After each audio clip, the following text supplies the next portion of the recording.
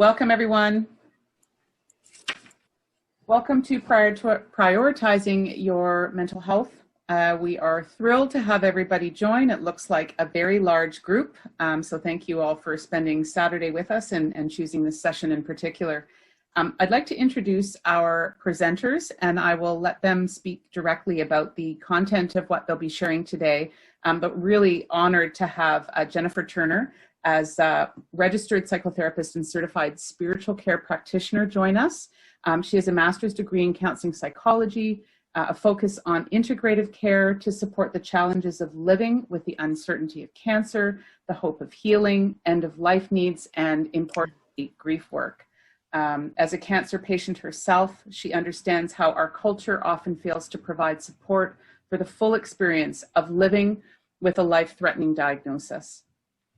Jen works at the Ottawa Integrative Cancer Centre and in private practice in Ottawa, and is facilitating virtual support groups and providing individual counseling and coaching there. For being here and for taking time to consider this really vital aspect of what it means to be living with cancer, and also healing and taking care of each other.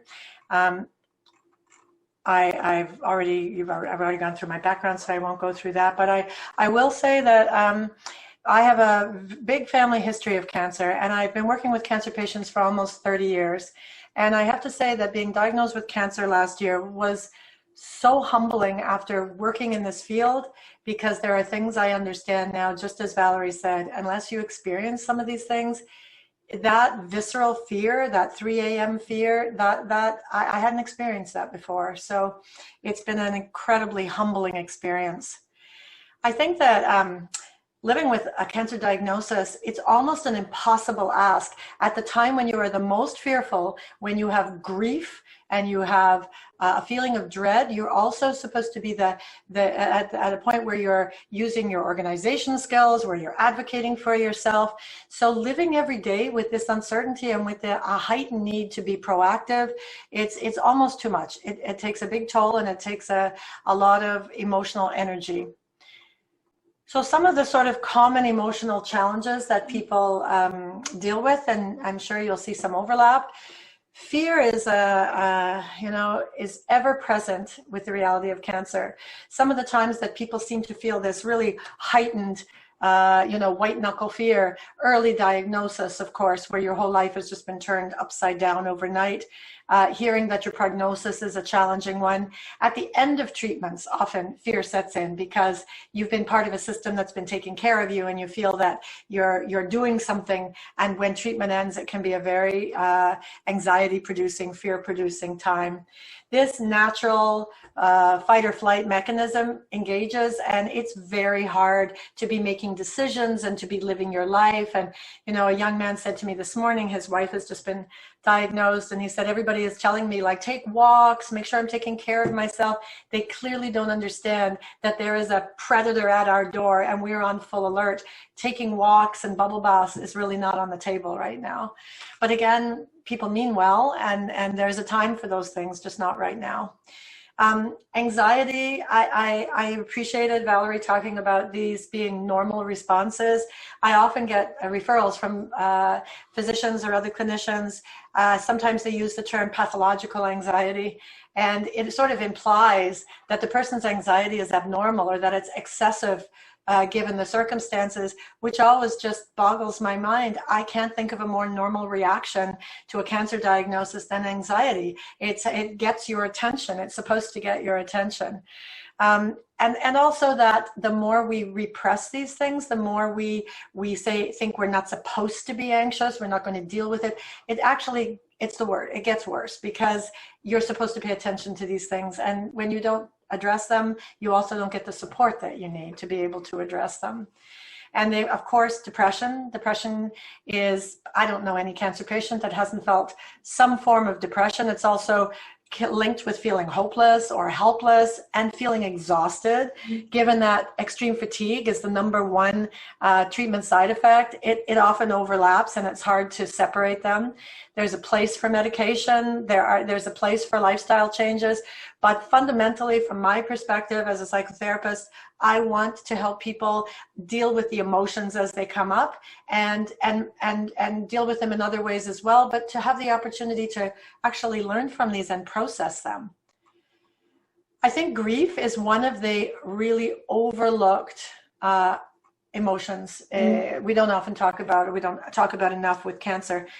You know, it's not just anticipatory grief for what could be down the road, you know, not wanting to go through treatments and be taken from our families and taken from our lives and not have the you know, the rhythm that we had to our lives previously. But it's also the illusion of health and longevity that we have this expectation that we're all going to live to be 90 years old, we're all going to be healthy, and it's other people that these things happen to.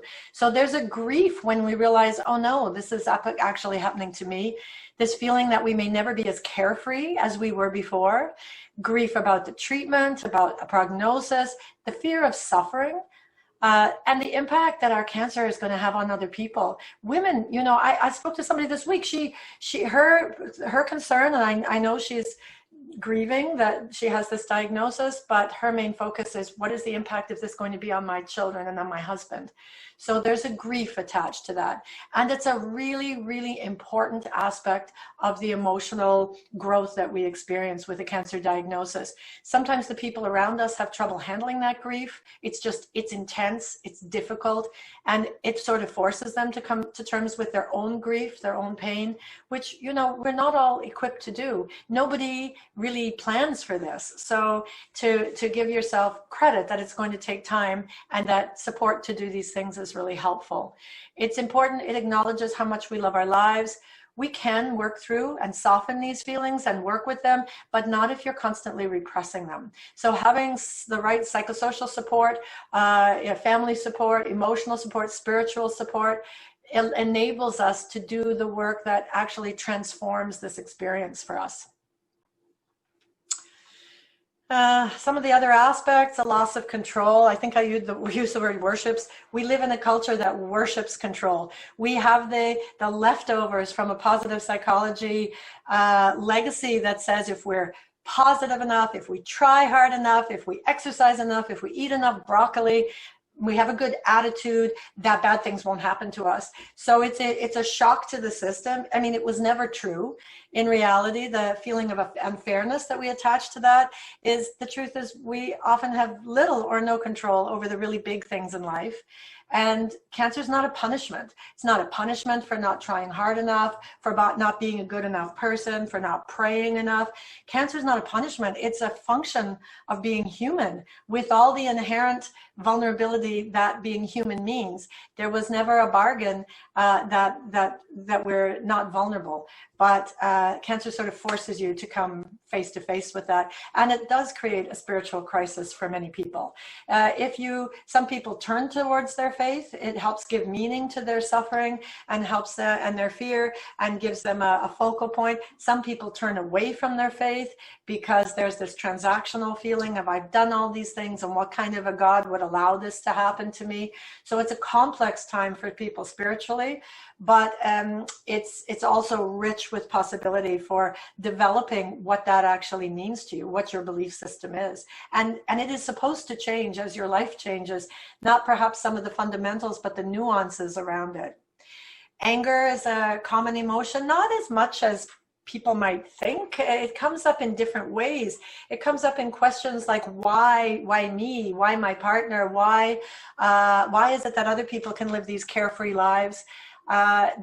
Even sometimes feeling betrayed by our own bodies. If we've taken really good care of ourselves and now we're sick, there's often a feeling of, well, that's not fair. Or if you haven't taken really good care of yourself, then feelings of blame, guilt, self-blame can come up as well. And these are complicated feelings to deal with when you're afraid, and also dealing with the realities of organizing and working with the healthcare system.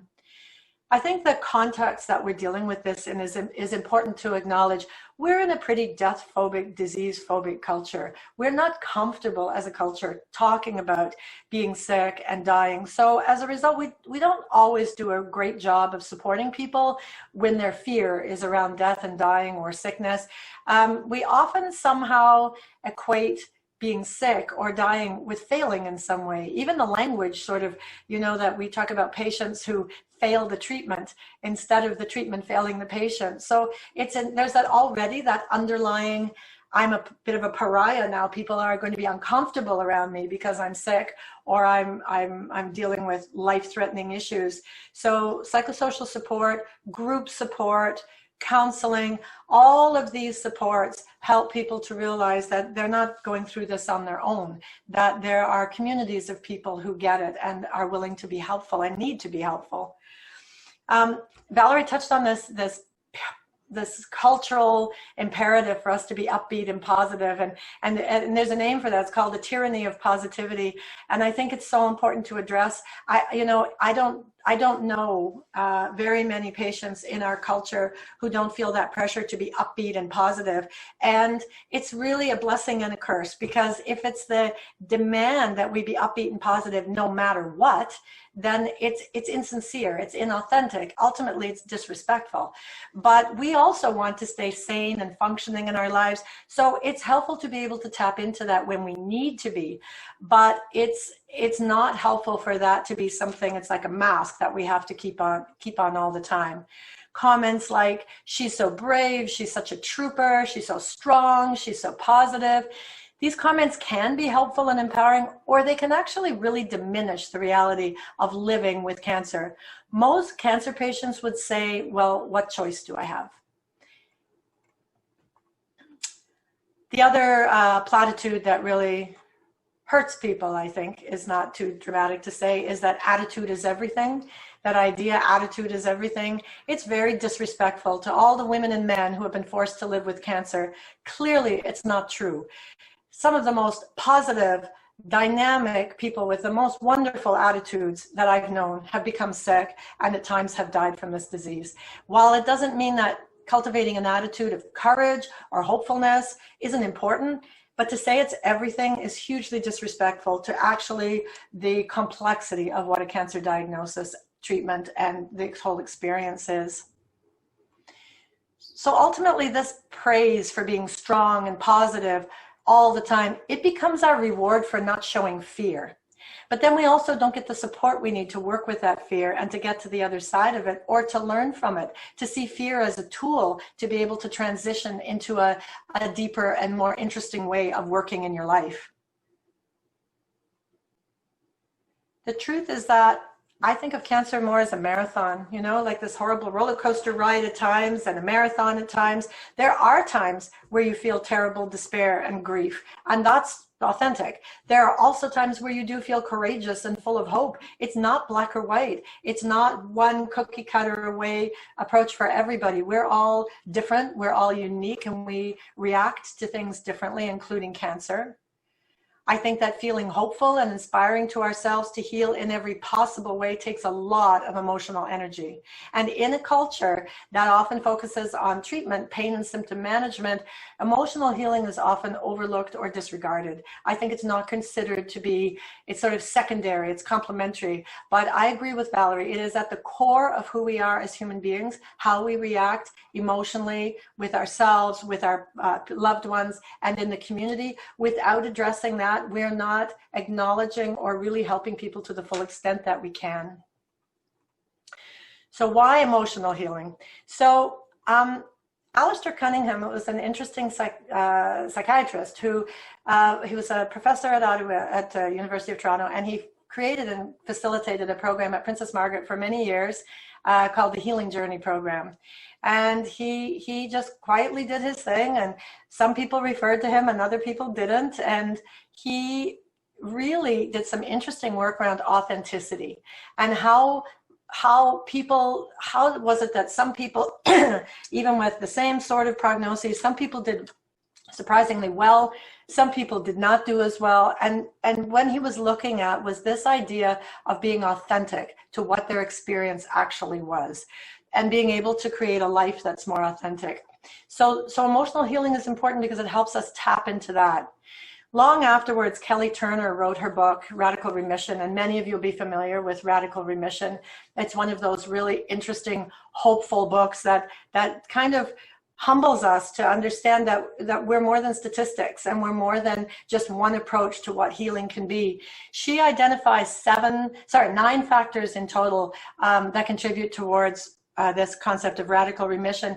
And I think it's interesting to note that 7 of these factors are emotional. Only 2 of them are completely physical, that's changing diet, using herbs and supplement. But things such as taking control, following your intuition, releasing suppressed emotions, increasing positive emotions, embracing social support, deepening your spiritual connection, and having strong reasons for living. I think to underestimate how important these are is not understanding the totality of what makes us human. That interaction between mind, body, spirit, that's the kind of mystical piece that sometimes doctors don't spend as much time with, because to be honest, it's not their area of expertise and it's not what they're focusing on that time. But it is a rich area for people to be able to tap into. So emotional healing does many things for us. It allows us to understand who we actually are. I was very fortunate to go on a healing retreat in August that was a really powerful one for me personally. And perhaps the most important thing I came away with was this idea that I only have one real job right now, and that is to authentically be myself. I have 6 kids, I have a husband, I have a practice, I was the caregiver in my family, I had 2 parents with cancer. And I think my role was to take care of everybody else and to feel that was how I would live my life. And, I got sick and I realized I need to figure out who I actually am at my core so I can figure out what I actually need at this point in my life. It's not that the mind is connected to the body. It's that the mind, the spirit, the body are all the same. And when I tapped into that, I realized there was such a powerful mechanism for me to heal, but also for me to understand what was actually happening for me. So emotionally centered psychotherapy can help people to, first of all, connect. This connection, the powerful synergy that happens when people come together in support groups, when people share their knowledge, it's being with people who get it, because it's tiring when you're out in the rest of the world to constantly be explaining your experience, or even probably more commonly to not be explaining it because people won't really understand. Also to be able to provide support for the overwhelming feeling of nature of ovarian cancer, and to be able to really reinforce what that interconnectedness that we're talking about, mind, body, spirit, what that actually is for people when you have the opportunity to work either one-on-one or in group settings and people share their stories. That very quickly becomes illustrated. I think the 2 factors also, learning to live with uncertainty was the name of this presentation for me. I think that really, that is the hardest aspect of dealing with cancer outside of suffering and fear, is that everything is uncertain. Nobody knows for sure what is going to happen in your personal experience. So trying to find some way of living with that, putting one foot in front of the other, even being peaceful with that, is attainable with support and with time and with help. And I think also learning how to live in spaces, because in the spaces between which we're diagnosed and we start treatment, or we're treatment and we end treatment, or we have side effects from treatment, when are we going to feel better again? Learning to live really optimally in those little spaces can make all the difference in people feeling, I can do this. And I think that is what people need to do. I am also so humbled by how resilient the human spirit is and what people are able to rise to. So I want to just take a moment. There's a paragraph, Gabor Mate, if you're familiar with Gabor Mate and his wonderful book, When the Body Says No. If you're not, it's a wonderful book to read. There's a paragraph in here about cancer and anger, and I just want to take a moment, and I'm going to just read this to you quickly. He says, in numerous studies of cancer, the most consistently identified risk factor is the inability to express emotion, particularly the feelings associated with anger. The repression of anger is not an abstract emotional trait that mysteriously leads to disease. It is a major risk factor because it increases physiological stress on the organism. It does not act alone, but in conjunction with other risk factors that are likely to accompany it, such as hopelessness and lack of social support. The person who does not feel or express negative emotion will be isolated, even if surrounded by friends, because her real self is not seen. The sense of hopelessness leads to helplessness, since nothing one can do is perceived as making any difference.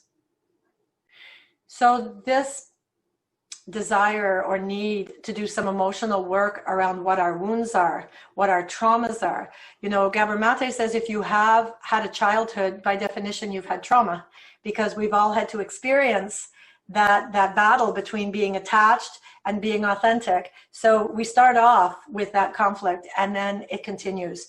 So the other aspect of doing some emotional healing work is healing our trauma. I work with the idea that trauma isn't about just what's happened to us, and there's no question cancer is traumatic, but it's the stories that we tell ourselves about what has happened. Emotional healing helps us connect the dots, experiences from our childhood or our youth, which perhaps leave us feeling less than or not worthy. If our underlying self-talk is that we don't deserve to be healthy, we don't deserve to be happy, this often plays out when people are working with a cancer diagnosis. Things you come across sometimes, you know, people who are always worried about how everyone else is doing, even though they're the ones in crisis at that time, who are worried about being a burden, who have great difficulty asking for help or accepting help, even though they need it. So one of the common characteristics of many cancer patients is that they push their own needs and emotions down in order to keep peace or to create harmony for other people. But the question is, at what cost? And how do you work with that to reverse that, or to at least lighten that or loosen that up a little bit within the person's framework of what their responsibilities are and what they think they need to do? So emotional healing supports us to understand our stories and sometimes to challenge them, resulting in a more authentic way of living, and ultimately to be able to acknowledge and meet our emotional needs, which is at the core of healing. It's not a peripheral. It's at the very core. And when I talk about healing, I'm talking about in any way that's accessible to us. It could be our healing our emotional wounds. It could be feeling more peaceful in our lives. It could be activating what we can to be as strong physically as we are. So I'm going to touch a little bit on relationship challenges, although I think that Valerie did that very well. And I'll just add to that it's so complex. And as our personal identity is impacted, so are our relationships. We go from being fully functioning partners, people with parents, employees, full members of society, and now sometimes we're now vulnerable or sick or needing care. So it's like being plucked out of the healthy world and put in the cancer world. So it's a tremendous shock to the system. And it definitely impacts not just how we relate to people, but also how they relate to us. Roles that we had previously often are no longer the roles that we have, and the result of that can be a real loss of self-confidence and self-esteem. So in terms of our relationships with spouses, it's challenging already to navigate and sustain a healthy, open relationship with spouses. And now you add all the sorrow and confusion that a cancer diagnosis brings with it. Communication and feeling safe with each other is really challenging. The support that is available for that is really valuable, I find. Sometimes often our partners are not always skilled or comfortable with being verbally supportive or dealing with emotions, or even comfortable with their own emotions. So without meaning to, and often without even noticing, sometimes partners pull away because they're afraid of saying or doing the wrong thing, exacerbating a situation. They're afraid of being insensitive, and they're afraid of acknowledging that they also have fears and needs that need to be met. So an equal, healthy partnership may now become more of a patient-caregiver partnership, and that puts tremendous strain on feelings of equity in the relationship, intimacy, and the ability to even plan a future together. You have touched on, so I won't spend too much time on this, but just, sexuality, our intimate relationships, when we're shaken to our core, when we don't feel secure in being attractive or desirable, when our body image is in a state of flux, it's challenging to navigate these emotions ourselves, never mind to be able to do it together. So counseling to support communication, and also to normalize that this is not an isolated experience, is really important. I find group support for patients and also for partners, caregivers, reduces a lot of anxiety that comes from feeling alienated. Perhaps nothing strikes closer to our hearts than the impact of our cancers on our children. It's the most tender and the most difficult challenge, I think, for any person who has children, to be facing their own fear and grief and to be trying to manage that deep, deep sadness that you carry all the time when you have children, and you have fear that not just that you may not be here, but that your treatment, that you being sick, the impact that that has on our children. And I think that, again, the support that you can get, not only to be able to carry that, so it's not getting pushed down into your body, but acknowledged and honored, as well as having help to be able to honestly communicate with your children about your treatment and your disease, understanding that they have developmental and emotional guidelines that you work within. So we talked a little bit about cancer as a process, as a marathon. I have learned over the years that even the most difficult of emotions can soften when people have the opportunity to share their stories. I think that when we're thinking about children and our roles as parents or mothers, you know, we understand that we teach our children to be human. We teach them how to love. We teach them how to be courageous. We also have to teach them how to deal with suffering and fear. And it's a challenging and heartbreaking job to do at times, but children need to be loved and respected, and we need to do so as kindly as possible, but with the confidence that that is part of our role as parents. We can't rescue them from that. We can't not tell them the truth when they're able to handle that, and it's an important bit of information for them to have. How we do that is important. Children tend to follow our emotional cues. So the other thing I would just touch on, just a couple more things. One is the impact of cancer, how many of the details that were really important to us in our previous lives no longer matter. Things like whether or not the dishes get done, whether our Christmas cards get done, whether a colleague acknowledges work. These things are kind of swept away, and there are blessings to that. It gives us the opportunity to focus on things that are more important to us now. As our physical strength, our confidence about our physical health sometimes diminishes, there is more potential, there's more time, and let's face it, there's more need for our emotional and spiritual growth. So it kind of pushes us into a different realm and provides support in a different way. When you take time to ask the questions of what do I actually need, what's important to me, what makes me happy, what do I want to do, sometimes for the very first time people ask those questions, it means that there are new possibilities for how to engage with the people you love and to live your life. And I just want to end with a short discussion about hope, because it's a very complicated and nuanced word. A lot of people get anxious around it, and yet it's a human need to feel hope about something. So yes, we deal with our difficult emotions. We try to grow through them. We also strive for balance. And one of the ways we strive for balance is we need to feel hope to heal in whatever way is accessible to us. So we have a very medical-based society. And so when we ask about things like our spiritual health, our emotional growth, integrative approaches, often we'll get a kind of nuanced response that, yes, you can do those things. It's not going to cure cancer, but it's probably not going to harm you either, which, you know, is kind of like a sucker punch to people who are really trying to figure out how to heal in every way they possibly can. So I think it's very important to find your people. If you want to really focus on emotional growth or spiritual growth, you need to find a support group, or you need to find a spiritual path that supports you to do that and to take that independence, because you won't necessarily have that encouraged from within. I think now of cancer as a process. I used to think of it as sort of falling off a cliff. You know, you get this terrible news, and now you're in this other world. I think it took many years for this to develop, and it's going to take me many years to figure out how to work with this and how to maybe be able to reverse this. At least it's a process. I think of it as cancering as opposed to this black and white approach. And I want to have people around me who are curious about cancer, who are curious about the ways that we can work with it and treat it, and want to believe that healing healing is possible, whatever that means for me. It's not always about physical survival, but it can be about my children's future. It can be about meaning for me. It can be about strength and vitality. And when it is about physical survival, I know that my emotional state plays a huge role in that. So being connected to other people, healing your emotional wounds, exploring healing modalities that speak to you, and learning about who you are helps to transition this really challenging time into at least one of growth and potential.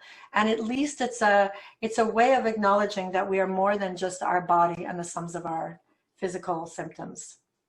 So that's all I really want to leave you with. That's the end of my presentation. I do have some references at the end that I'll include, and I will post I think we're both going to post our slideshows at the end. Thank you so much, and I think any questions, we'll let Tracy manage those and triage them to us. Jennifer and Valerie, thank you so much for this tremendous presentation, extraordinary resources, really, and perspective. I do have some questions that I'll pose and let you both decide how you want to respond.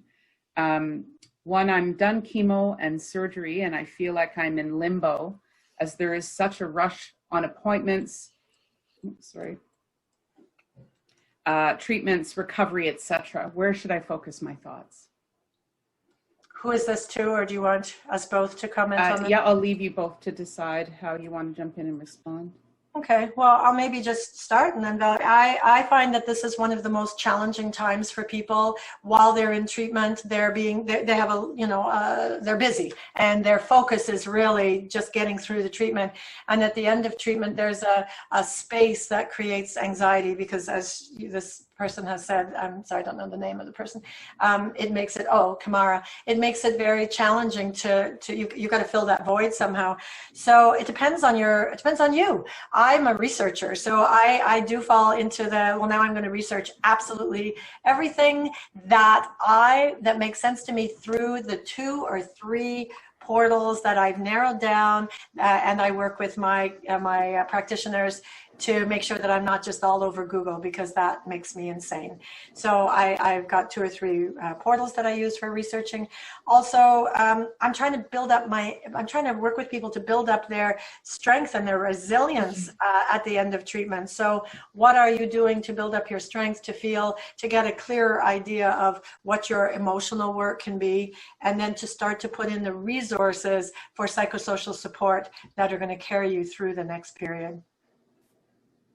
And I often find sort of interesting reactions to when people finish treatment, because as Jennifer was saying, you're just like, you're focused, you're in it, you're doing everything you're supposed to do. You're at the hospital, it could be once a week, it could be 3 times a month, whatever.